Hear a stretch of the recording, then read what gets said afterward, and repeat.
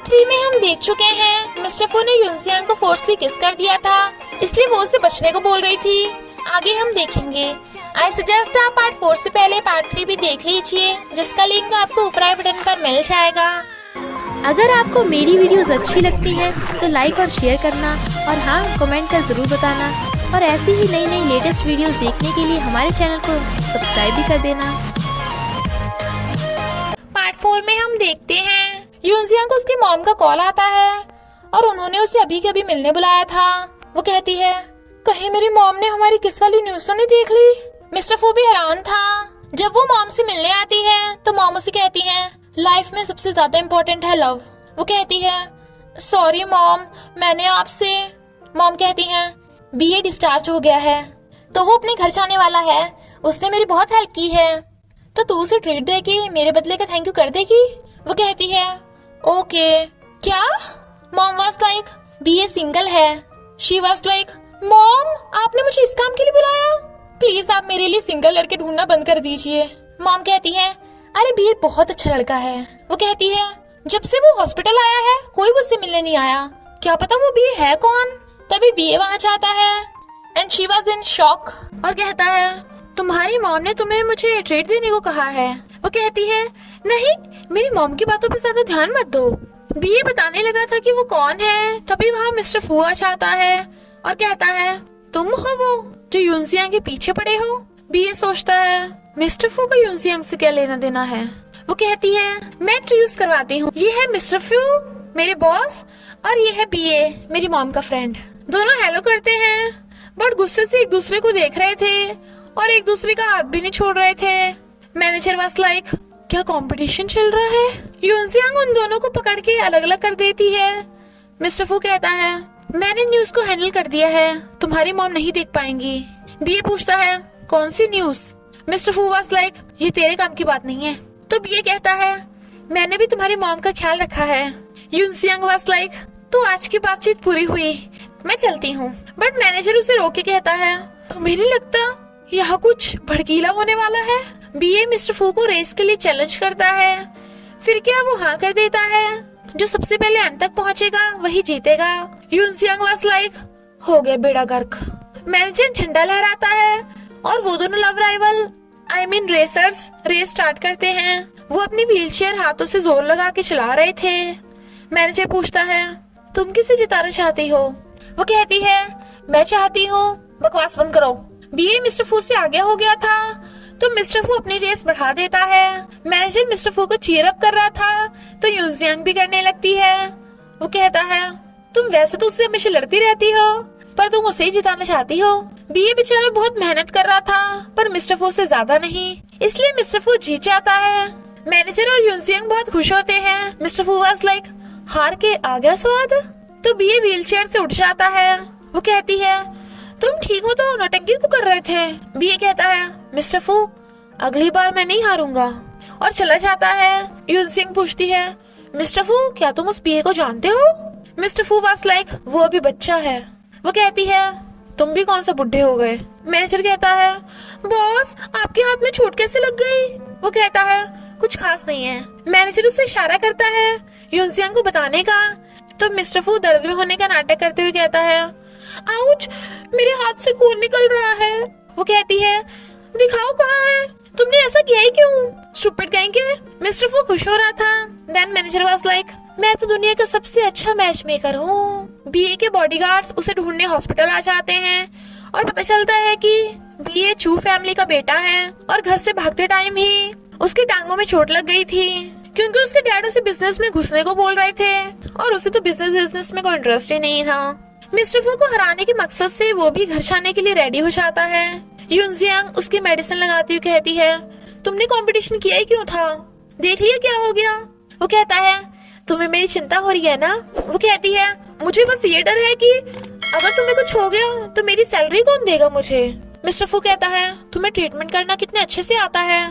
वो कहती है, क्योंकि बचपन से ही मैं घर से ज्यादा हॉस्पिटल में रही हूँ, अब तो लगभग मैं डॉक्टर ही बन गई हूँ। मिस्टर फू उसका हाथ पकड़ के कहता है, तुम्हारी मॉम जरूर ठीक हो जाएंगी। तो वो हाँ करती है। तभी उनके रोमांस के बीच आवाज आती है, बॉस। वो दोनों डर जाते हैं। मैनेजर वाज लाइक, मैंने कुछ भी नहीं देखा, मैं तो बस ग्रैंडपा वाला गिफ्ट पैक करके लाया था, तो चलता हूँ। वो दोनों चुप थे, तो वो वापस आकर कहता है, लगे रहो, जो कर रहे थे वो करते रहो। बट वो दोनों हुआ साइलेंट। ग्रैंडपा के बर्थडे का दिन आता है और आंटी ग्रैंडपा को मिस्टर गुओ की पेंटिंग देकर कहती हैं, यूजियांग और मिस्टर फू, तुम ग्रैंडपा के लिए क्या लेके आए हो? पता नहीं वो ग्रैंडपा को पसंद आएगा भी या नहीं। सबसे अच्छी पेंटिंग तो मैं ही लेके आई हूँ। यूजियांग ग्रैंडपा को गिफ्ट देती है। ग्रैंडपा कहते हैं, यूजियांग तुम्हारी हिम्मत कैसे हुई? सब हैरान और वो भी डर जाती है। फिर ग्रैंडपा कहते हैं, तुमने मिस्टर गू की सील प्रिंट कैसे ले ली? ये तो मेरी फेवरेट है। मिस्टर गू तो कभी किसी को अपनी सील प्रिंट नहीं बेचते, तुम में सच में कुछ स्पेशल है। और उसकी तारीफ करते हैं तो आंटी चिढ़ रही थी। ग्रैंडपा कहते हैं, अब जल्दी से जल्दी तुम और मिस्टर फू मुझे ग्रैंड चाइल्ड दे दो।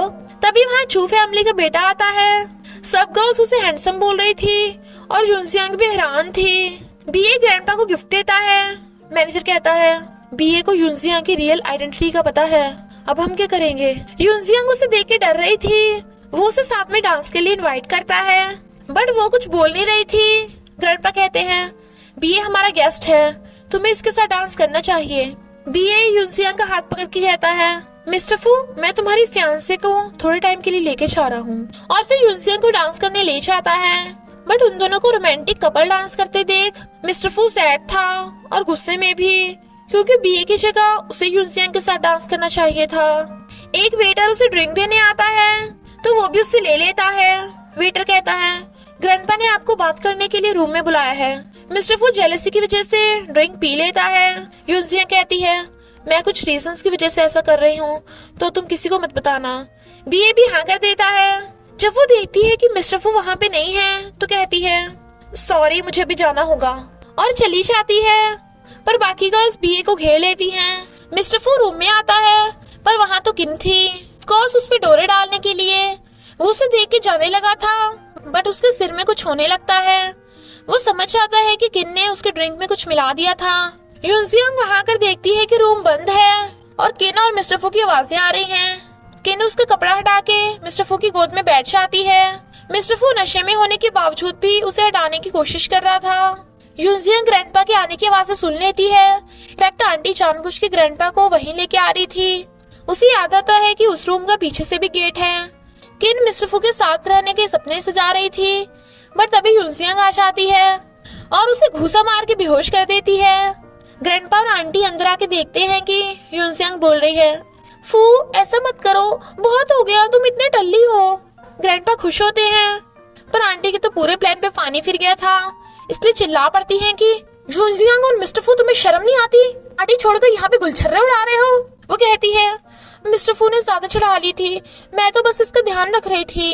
ग्रैंडपा वाज लाइक, कोई नहीं, बस मुझे तो जल्दी से जल्दी ग्रैंड चाइल्ड दे दो और जो कर रहे थे करते रहो। और चले जाते हैं। यूजियांग उठने की बहुत कोशिश करती है, बट उसने उसे पकड़ रखा था, इसलिए वो उसे पकड़ के कपड़ा उड़ा देती है। उसका सिर इधर उधर बुड़क रहा था, तो वो उसे अच्छे से पकड़ के हक करके सुला लेती है। जबकि किन बेड के पीछे बेहोश पड़ी थी। यूजियांग को भी नींद आने लगी थी, तो वो उस पे ही सिर रख के सो जाती है। मॉर्निंग में जब उसकी आईज खुलती हैं, मिस्टर फू उसके साथ लेटा हुआ उसे देख रहा था। वो डर के मारे उठ जाती है और कहती है, मैं तुम्हारे बेड पे क्या कर रही हूँ? ये तो मेरे कपड़े भी नहीं है। यू डेविल, तुमने क्या किया कल रात मेरे साथ? मिस्टर फू वाज लाइक, कुछ देखने के लिए बचा भी नहीं था, मैंने ऑलरेडी वॉशरूम में नहाते हुए तुम्हें पूरा देख तो लिया था। वो गुस्सा होती है। वो कहता है, कल रात तुम कुछ बड़बड़ा रही थी। वो कहती है, नो वे, बताओ मैंने क्या बड़बड़ाया? वो कहता है, तुमने कहा कि तुम्हें मुझसे लव हो गया और फिर किस करने के लिए उसके क्लोज होता है। बट वो कहती है, नहीं नहीं, मैं ऐसे नहीं बोल सकती, और भाग जाती है।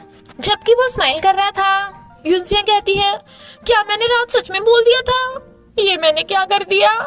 सुन यूजियांग, वो तेरा बॉस है और तू उसकी एम्प्लॉय है, तू उसे लाइक नहीं कर सकती। इधर मेड सफाई कर रही थी, तभी नीचे से एक भूतनी निकलती है।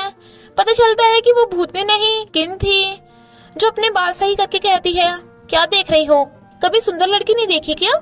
आंटी कहती हैं, मैंने तुम्हें इतना अच्छा चांस दिया था, तुमने सबका बड़ा कर दिया, अब मैं क्या ही कर सकती हूँ। हमें पता चलता है कि किन की प्रेगनेंसी वाली छोटी न्यूज किन ने नहीं, आंटी ने वायरल करवाई थी। किन कहती है, मुझे तुम्हारे काले कारनामों के बारे में सब पता है, मैं तो बस तेरा यहाँ यूज करके फू फैमिली की बॉस की वाइफ बनना चाहती हूँ। तो आंटी उसे बाहर फेंकवा देती हैं, इसलिए वो गुस्से से चली जाती है। नेक्स्ट सीन में मिस्टर फू नाक सिकोड़ रहा था क्योंकि उसने ही यूनजियांग के लिए स्पाइसी खाना मंगवाया था, इसलिए वो बड़ा खुश होती है और कहती है तुमने जो रूल्स बनाए थे उनका क्या? वो कहता है आज के बाद सिर्फ एक ही रूल होगा, जो तुम्हें पसंद है वही न्यू रूल है। तो वो खुश होकर खाने लगती है। मिस्टर फू वाज लाइक बड़ी मुश्किल से हैंडल हुई है। वो कहती है मिस्टर फू एक बात बताओ। वो कहता है मुझे सिर्फ फू कहो, जैसे तुम्हारे कॉमिक में कहते हैं। वो सोचती है ये क्या हो रहा है और कहती है नहीं मैं नहीं कर सकती। वो कहता है जरा जोर से कहो फू। तो वो कहती है फू अब सही है। वैसे तुम्हारी लेग्स को क्या हुआ था? वो कहता है मेरी लेग्स 7 साल पहले एक कार क्रैश में जख्मी हो गई थी। कभी कभी मैं सोचता हूँ कि अगर मैं अपने डैड को उस दिन ट्रिप पे ले जाने के लिए नहीं कहता तो शायद वो आज जिंदा होते। मैं तो बस किसी तरह खुद को प्रोटेक्ट कर रहा हूँ। वो कहती है डोंट वरी, अब से मैं तुम्हें प्रोटेक्ट करूंगी। तभी मैनेजर आकर उसे बताता है कि फॉरेन से कोई खबर आई है और मिस्टर फू किसी से फोन पे बात करता है और फिर कहता है जैसा कि मैंने सोचा था, कार क्रैश एक एक्सीडेंट नहीं था।